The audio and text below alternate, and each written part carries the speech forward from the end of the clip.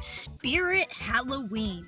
I have heard that other countries don't experience this phenomenon, but every year, once summer draws to a close, this company buys up all of these abandoned businesses for lease, possessing the empty shell of a Safeway or some Dollar Tree that's closed down like a spooky ghost. Then they open up and bam, you've got a dedicated Halloween store with costumes, decorations, and tons of giant Halloween animatronics to decorate your yard. Most of them are like generic scary clowns or spiders or bloody ghosts, things like that. But in 2026, Spirit decided to make a Freddy Fazbear animatronic. 6.5 foot tall, actually moves in waves, his eyes light up, and it plays the Toreador March, the song that Freddy famously plays in the games when the lights go out. This is the absolute dream come true for Five Nights at Freddy's fans. I feel like non-Freddy's fans don't understand how big of a deal this actually is. Being able to buy Freddy Fazbear, but for real, is something we could have only imagined for 12 years now. So, of course, when Spirit starts an expensive ad campaign, blasting teasers for the bear all over social media, people were hyped. I put aside multiple paychecks just to guarantee that I could buy the guy when it came out. Side note, can we talk about how unepilepsy friendly this ad and every other ad on Spirit's page is? It really hurts to look at or scroll past, and I really have not seen a single other person talking about it. It's very unfriendly to disabilities, but anywho, fans got so excited to make their Freddy dreams come true. But, well, perhaps it was too good to be true. Because this ended up being the worst, most botched, and ass-fucking backwards release of a product that I have seen in a long time. So full disclosure, I wrote this video when I was unable to buy Freddy Fazbear. And I wrote and edited 90% of the video before I had Freddy Fazbear. Things have changed slightly since then, but I'm still just gonna finish editing the video with the script that I had because I still feel very strongly about this release and how it was handled, and I feel bad for Fnaf fans who were unable to get their hands on him. I might add a section at the end about the actual animatronic itself. The first 30 minutes of the video are just gonna be the video that I made before I got my hands on Freddy fucking Fazbear.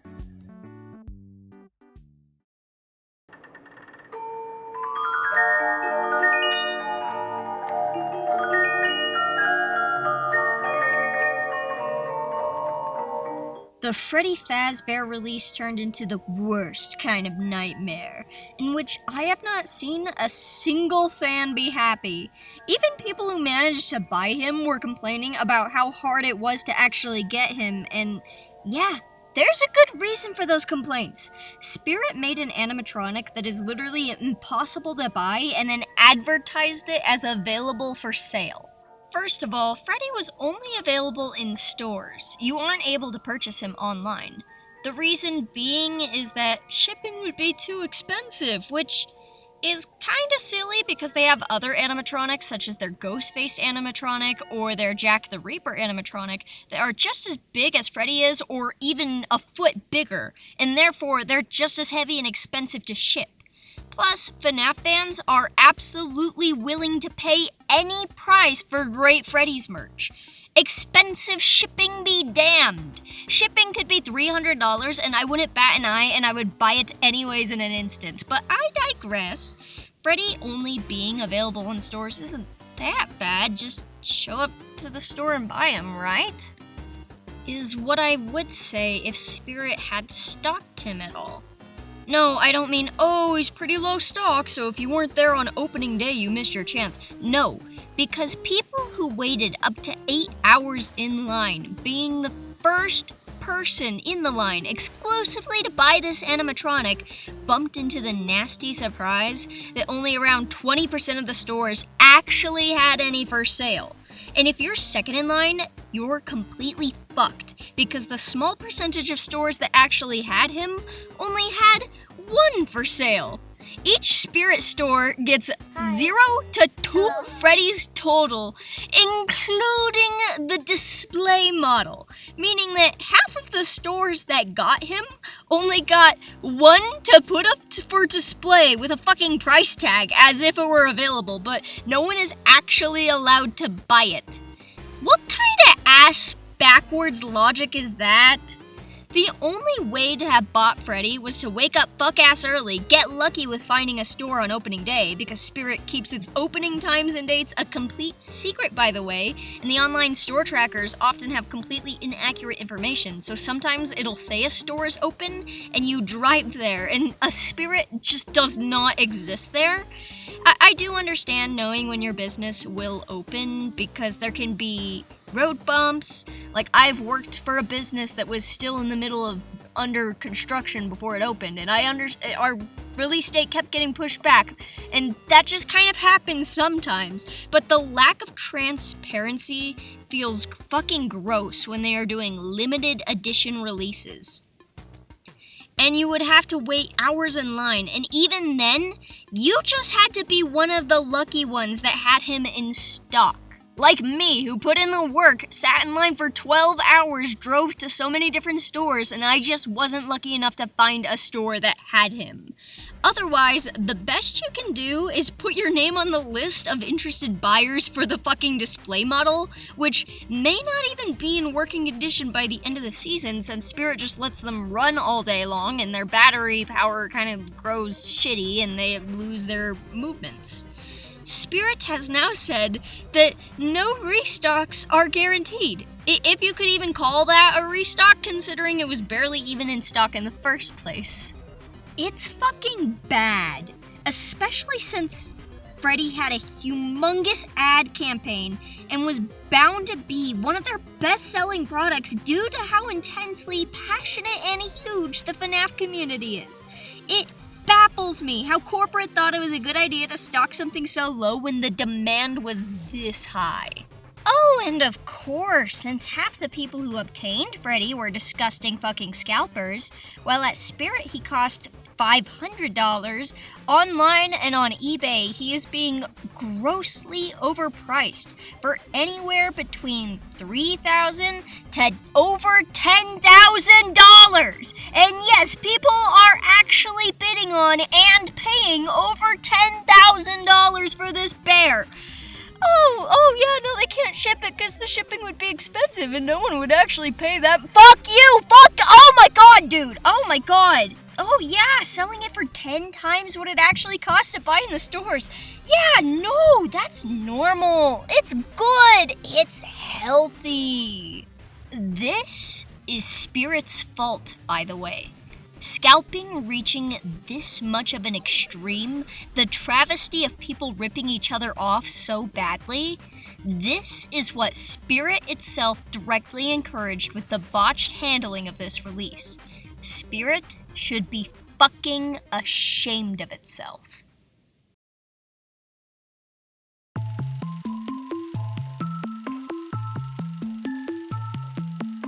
Something I was actually kind of surprised to see was that the fans of Spirit Halloween, which actually has a pretty decently popular fan base simply because it's a Halloween novelty store, so these are fans of the spooky season aesthetic, horror, or the occult.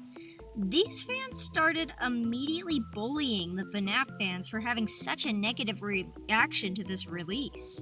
The consensus seemed to be, "You guys are a bunch of grown babies. Oh my god, calm down, you'll get more, it's not that big of a deal. You're a massive nerd if you care that much about a stupid Halloween decoration. Stop crying!" But I am going to ask, is it really so wrong for Fnaf fans to be so upset about this? I really don't think so, because objectively, the corporate side of Spirit bungled this release super badly, and it is fair to criticize a company for bad business decisions. Like, it is objectively horrible how understocked he was when there is such a large fan base literally asking to shut up and take my money. Spirit could make so much fucking money off of this if he was actually accessible to fans. Inaccessibility to a product is a bad thing, Spirit is a $1 million corporation and could very well pay to make more supply to meet the demand. It used to be that if you stood in line in front of a store releasing some limited thing, at the very least the people in front of the line would be able to purchase it. But when it's so bad that even the second person in line wastes all of those hours with nothing in return, that's extremely shitty. It is unfair to the consumer when they are putting in the effort to obtain this product, and Spirit isn't giving it to them. In what world is it fair to sell a product that only the most dedicated scalpers are going to be able to obtain? It isn't normal if your average everyday person isn't able to obtain a public product even after going through extreme effort and being willing to pay the $500+. Spirit, we want to spend our money with you so fucking bad. I don't understand some people's need to lick some company's fucking boots for encouraging scalpers and creating an environment that has upset so many people.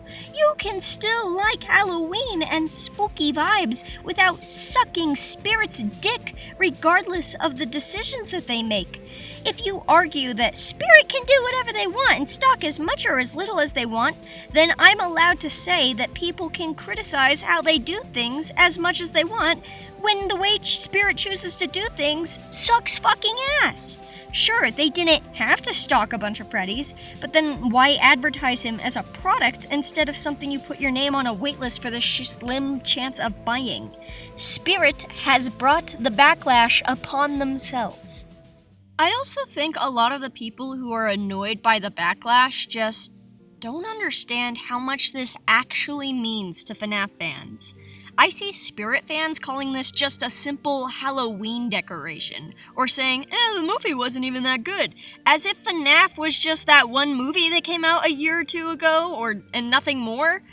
Five Nights at Freddy's has existed for over a decade. It only just turned 12 a few days ago. Happy birthday, Freddy, by the way. Aren't you glad Spirit celebrated your birthday with a release this botched? Its fan base consists of millions. It is one of the most hardcore and passionate fandoms I have ever seen, even if that does lead to it being extremely toxic at times, especially since the fan base skews younger. To the hardcore Fnaf fans, especially those who have been there since the beginning, Freddy Fazbear is very important as a character and is a representation of the franchise as a whole, and he means a whole lot to us. Fans will put thousands of dollars into crafting extremely accurate cosplays or building their own animatronics because they love this series so much. I think the only reason that 75% of FNAF fans don't already have a real animatronic Freddy in their rooms is because they don't know how to build it themselves. This is a franchise completely surrounding animatronics. All of the non-human characters are supposed to be animatronic robots, so making a real animatronic of one of the characters isn't just a simple decoration. It is like you are bringing the character to life. The best comparison I can make is that this is like if, during the height of Frozen's popularity in 2013, Disney somehow used magic and invented a way for snow to be sentient, and they made real-life Olaf snowmans and then sold them at fucking Toys R Us for $200 and advertised it to millions of parents that they could buy a real-life Olaf for their 6-year-olds to be best friends with. But then Disney only made like 50 of them and supplied just one per state in the US only, and half of them were just for display. That's what this is like. Some people might scoff at me for bringing this up, but I also want to add that a good chunk of the fan base is neurodivergent, and I don't think non-autistic or ADHD people will ever understand how important a special interest is to you. And I'm not saying that like some fucking Instagram user using quirky buzzwords like hyperfixation, special interest to describe my favorite fandom. No, I'm an actually diagnosed autistic person who's done a fuck ton of research into this. It is to the point where people like me default to thinking about our special interests and have trouble even liking anything else or even thinking about other things in the world. You will probably never like something as intensely as someone with a real special interest does. The final point I'll bring up is FNAF doesn't really get merch this good. There are a few exceptions of merch being pretty high quality, such as the Freddy Nendoroid, the Sanchi plushes that are very soft and game accurate, and they're big. The Hex plushes are very nice quality, and they have a lot of cool gimmicks like magnet parts, but they're also made by a fan, so I don't know how much that counts, even if it's officially licensed. Maybe you could count these foot-tall statues from a few years ago that I spent like $500 getting because scalpers earned it. But even then, it came out of the box broken because I guess Funko didn't package them good enough. Other than that, Fnaf merch is pretty, There's a lot of stuff that is decently good. Jazzware stuff is pretty nice and has a lot of cool gimmicks. I greatly enjoyed the Funko's mystery minis, at least the earlier ones before the quality plummeted. But there's also a lot of shit. A lot of low quality or cheaply made stuff. Brands like BioWare and Funko famously drove FNAF merch into the ground by not really giving a shit about quality, making everything lazy recolors, ignoring the canon designs and key details like what the characters' teeth look like, the shapes of their faces, or even getting their fucking colors wrong. It's all decently affordable so that kids can access them at least, but it's nothing that will really wow you. There's no premium FNAF merch aside from a few small exceptions. After so long of getting mid-tier quality merch that is lazy and average, getting an accurate life-size Freddy Fazbear animatronic that really works and sings and moves like it's like being given the opportunity to buy a really nice shiny new car for an affordable price or something. It's too bad that they didn't actually let the real fans have him. Anyways, you don't have to be a fan of Freddy's, and I guess it's fair to be annoyed at seeing so many complaints about it if you are just a casual Spirit fan looking at Spirit news. But it is shitty, in my opinion, to scoff at and make fun of FNAF fans for being passionate and for being upset about this release. It is completely understandable for them to be upset because the company made a bad business decision and handled the whole thing badly. The reason why Spirit does this kind of thing is because they're big on in-store experiences and having big, cool displays for their products that people could come in and take pictures of. I think that's a cool idea in theory, and FNAF fans wouldn't be mad if they were just coming to an event where they got to meet and take pictures with Freddy animatronics. That's kind of like what they've done with the FNAF movie. But the problem lies in the fact that Spirit advertised the animatronics as for sale to the general public, getting people's hopes up. What's the point of having a display model and putting it in your store when it's not really for sale? It feels like they just used FNAF's popularity to trick people into coming into their stores, but it's lying to them about their product's availability.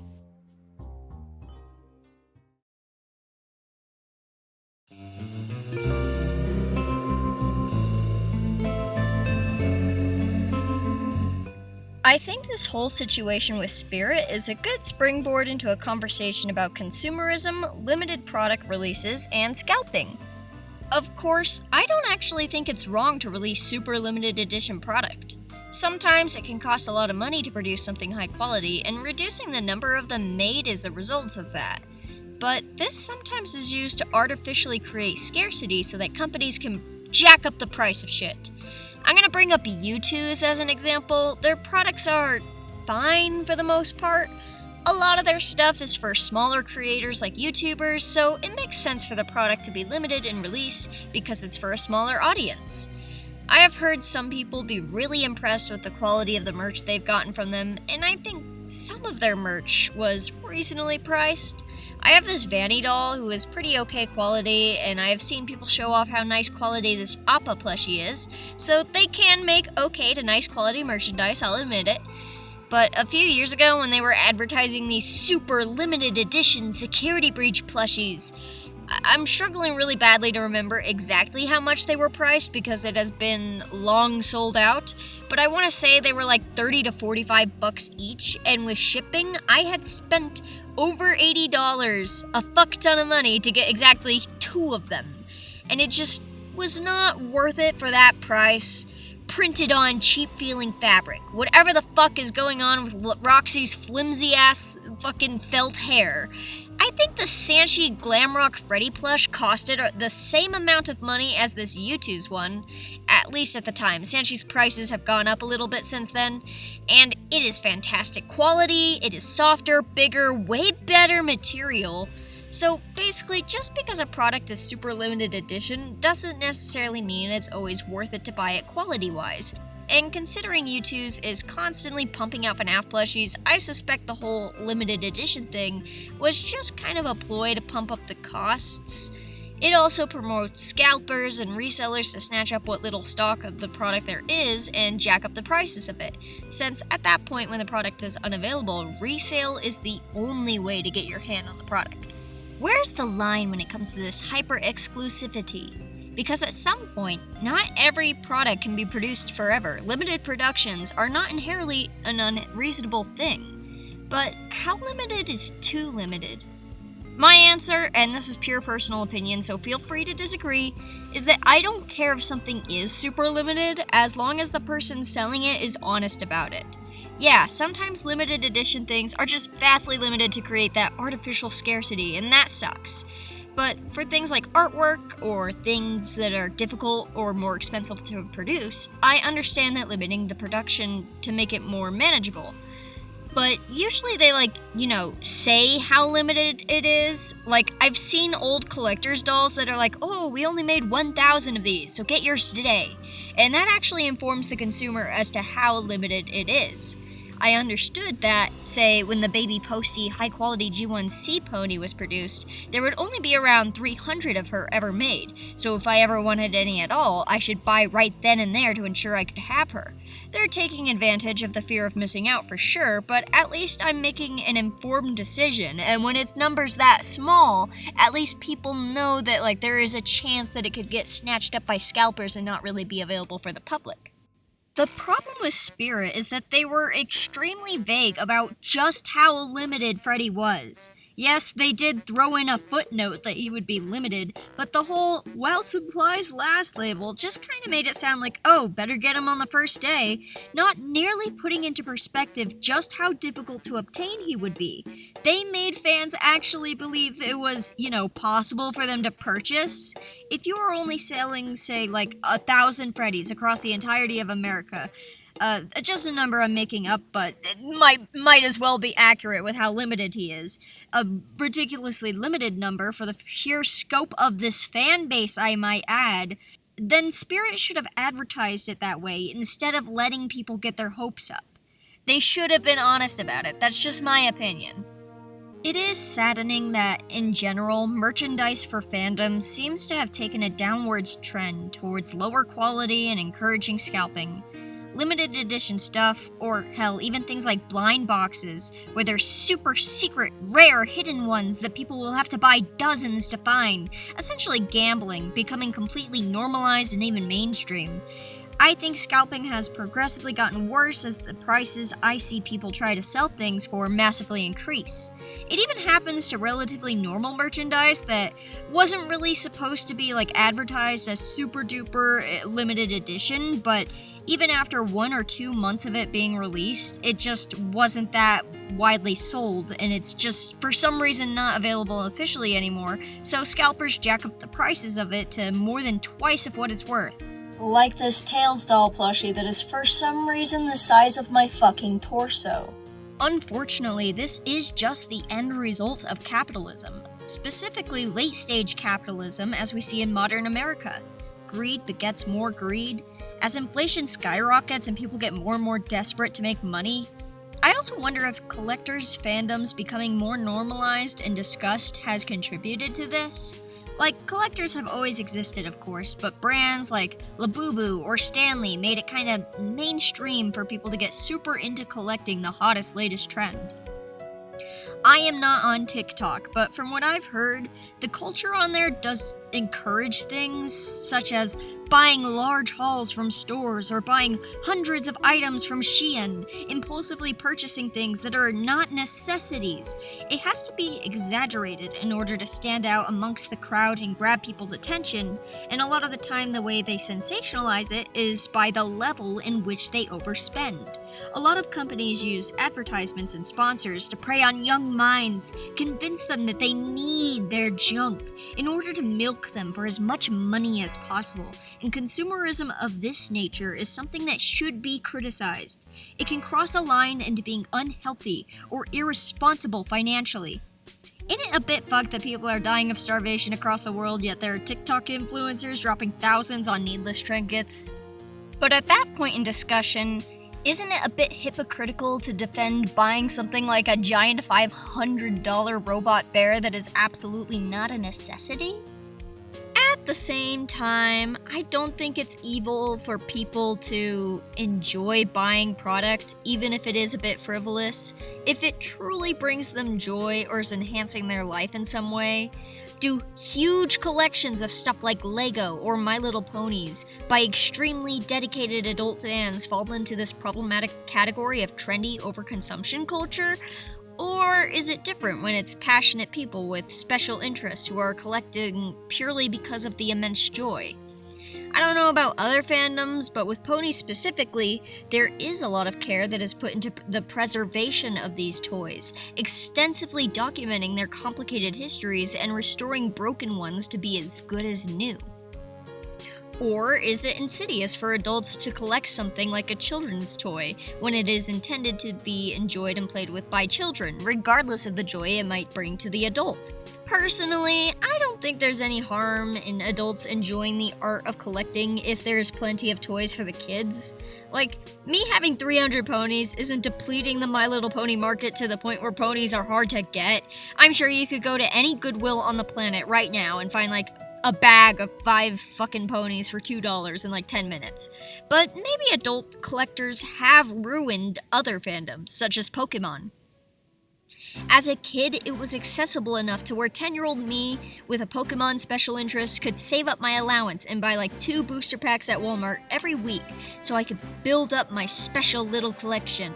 But adult collectors and scalpers couldn't behave themselves and crossed lines into truly being dangerous and unruly, to the point where now you have to fucking get Pokemon cards in these vending machine kiosk things, and they never have any stock because people go feral and buy as much of it as they can.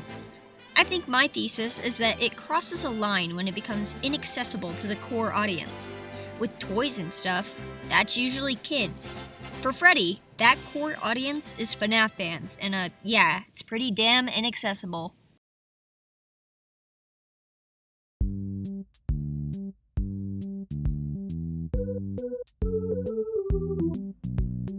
Unfortunately, I'm not like a super genius scholar or anything, and I don't know how to stop the existence of scalpers, and I can't stop Spirit from releasing Freddy in the terrible way that they did. But at the very least, I know I can at least bring awareness to you that the power is in the consumer's dollar. That's really the only way to get companies to listen, is by threatening their bottom dollar, isn't it? Don't buy from scalpers. Yes, it sucks when there's a hyper-exclusive item that you literally cannot get any other way. Yes, I'm kind of a hypocrite because there have been times where I've caved and bought something overpriced online. But I am telling you right now, it is not okay to encourage scalping to this bad of a degree. Don't fucking spend $10,000 on a $500 animatronic, no matter how badly you need it. You are getting taken advantage of and telling scalpers that you are okay with this continuing. If everyone stopped buying from the scalpers, things would stop reselling for these exorbitant prices, and then maybe it would penetrate the scalpers' thick skulls to stop trying to sell something for that much. Prices would lower if the public figuratively set a boundary with how much is too much. I don't think it would be very effective for me to just say boycott Spirit because they are a huge ass company, and I surprisingly have not heard many people talking about this other than the Fnaf fans who are trying to buy Freddy. I don't think there's enough public momentum currently to do anything about this. And maybe a bad business decision isn't a serious enough reason for people to want to completely boycott a store. But man, if a bunch of people put their foot down and openly said, Spirit has treated its customers so disrespectfully with the handling of this release that I do not want to buy from them, then maybe it would send a message to Spirit that would scare them more than any of the spooky decorations in their store. I know I personally was pretty soured by the whole experience of trying to buy Freddy, that I certainly didn't feel like I was ever inclined to visit again, even just to look at the fun Halloween decorations. And that's saying something, because Halloween is my favorite holiday. Really, I'm just lucky that my local spirit managers were very nice and kind and understanding with me during what was probably a very stressful release, and they actually worked really hard to make sure that the animatronic got into the hands of an actual fan instead of scalpers. So I appreciate my local spirit specifically for being kind about the whole situation, but the corporate side of Spirit, yeah, no, I'm not fucking with that. I am so sorry that this Spirit Halloween Freddy Fazbear video has divulged into my tangential, obscure thought experiments of late-stage capitalism, but please bear with me for the final note that isn't really related to our beloved Fredbear. Most generally of all, I think my final message is to just really ruminate on our society and capitalism. Think how far it has gotten with the internet exasperating hyper-consumerism. Think hard about your own financial decisions and try not to just buy frivolous shit that you don't need just because TikTok told you to. I do think it's valid to buy fun things just for fun, but make sure that for every financial decision you make, you're thinking deeply about how much you actually want or need it, or whether or not it will actually benefit your life in any way. Maybe instead of impulse buying, if you see something you want, you should pause and ruminate on it for a week before actually throwing your money away. That's what I've done with Freddy specifically. It is kind of a frivolous purchase, but I put a lot of thought and consideration into it. I spent weeks saving up for it, and I've now created plans with what I'm going to do with the bear. I do firmly believe that all of this is the end result of having a world run on the incentive of increasing profits as much as possible, no matter how detrimental it is to our well-being. Scalping, hyper-consumerism, the encouragement of practices that increase gambling or impulsive decisions or hoarding things you don't need. How do we fix what's deeply broken with the way our monetary system works? Is there a way it can even be fixed? Or is it a downward spiral that needs to be dismantled completely? We can only get attention if we do something unique and original, like a video essay critiquing capitalism. Only 30% of our viewers are actually In subscribed. this video essay, I will be dissecting how capitalism extracts value from the laborers and unduly passes it to the wealthy class who... No, wait, please, I just need 40 more minutes! Okay, let's finally talk about the big bear in the room. Sparkle, how the fuck did you manage to get your hands on Freddy Fazbear? Really, I think the simple answer is the manager of my local Spirit Halloween felt bad for me, because the Spirit Halloween closest to me, I had been going every day at like 6 a.m. before they opened, just waiting for the day they opened just to see if I could get a Freddy Fazbear from them.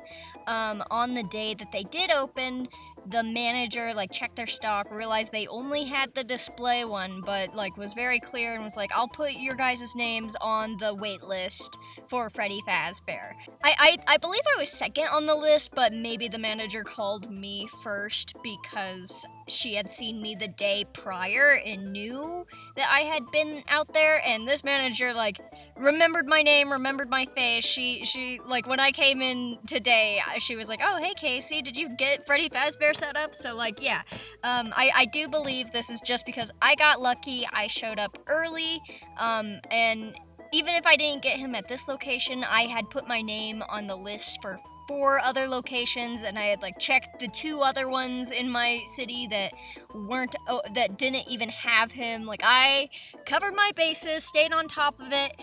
Legit, the day that I got the call from Spirit Halloween that they had one in stock, I was about to drive out of town to go to Pueblo, the next town over, because they had opened up the previous day. I just got lucky. So shout out to that manager, shout out to the lead manager, who also helped once I got to the store. He helped me get it into our car. super nice employees. Shout out to my local Spirit Halloween. You guys are great. I know you have nothing to do with like the corporate side. Yeah, love ya. Now, the lead manager did leave me with a few tidbit fun facts, which you can take with a grain of salt since it's just hearsay, but apparently part of why this whole disaster happened is because Spirit tries to do some surprise animatronic each year that they don't reveal until the opening day. Since it's an animatronic that's not really supposed to be until later in the season, they take their time with producing the stock. Last year, their example of this was the Squid Game animatronic, and apparently this year it was supposed to be Freddy Fazbear, but he was leaked early. And according to the lead manager at the store, to take this with a grain of salt, Spirit panicked because of the leak and they shipped their stock to the stores early, even though they didn't have enough stock to sell to the public. Okay, so let's actually talk about Freddy Fazbear. If you see like paint on my arms, it's because I've been painting that ugly fuck all day. So he is 6.5 feet tall, which is a lot taller than I am. I'm very short, so I make him look tall. He is very soft texture-wise. I feel like he's softer than I anticipated him being, just because, I don't know, I thought it would be really cheap materials. I know a lot of people are complaining about the materials just because, like, you can see, like, on the edges, they're, like, clearly not hemmed. You can see that the edges aren't really hemmed, so, like, you could see the edges where, like, the fur is, like, fraying a little bit on certain areas. He smells like cheap plastic and the glue and fabric you would find straight out of, like, a craft store, which I'm not going to complain about for a mass-produced item. I don't think Fazbear Entertainment is getting cosplay levels of fleece for their animatronic, so I think it's a little bit accurate for it to not be, like, amazing fur, but it's still soft enough to be nice. You can draw stupid things into his chest. Yay! Yippee! That's what that says. That says, yay! He wobbles a lot from side to side because his main motion has him pivoting on his chest. Now, if you are curious, there is actually no robotics or anything inside of these parts. This is just hollow plastic. The base had like 2 metal poles that we've basically screwed the base of this into. So the torso, the pelvis, the legs, the feet, that has nothing in it. Those are just pure pure hollow plastic with fur on it, so they're very like wiggly wobbly. And the only parts with animatronics in it is his arms have these 2 joints that allow them to bend, and his eyes move. And most of the mechanics are going to be in this back panel, which I could just pop open. I threw the instructions in there just so that I won't ever lose them. I could grab them. Yeah, I threw the instructions into there. But yeah, he's just got like a little control box. You can set it to make it so he activates with a foot pedal, or set it so that he's off, or you can set it so that he's motion activated. I don't have a foot pedal because he didn't come with one. You can also control the volume and hook him up to a speaker if you want to. Now I'm gonna move to the front, but now that he's I'm not gonna put this panel back on because I'm gonna close him up in a bit. But as soon as I move in front of him, he's gonna...